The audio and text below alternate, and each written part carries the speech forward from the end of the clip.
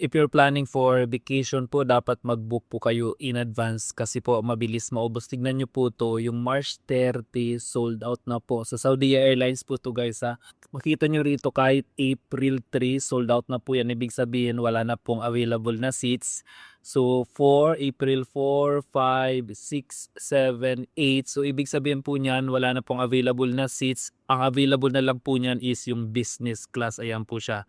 So tignan natin yung ibang dates. So dito guys makikita niya April 11. So ibig sabihin may available pa po yan na seat. So medyo mahal nga lang yung pamasahe. One way lang po yan guys ha, one way.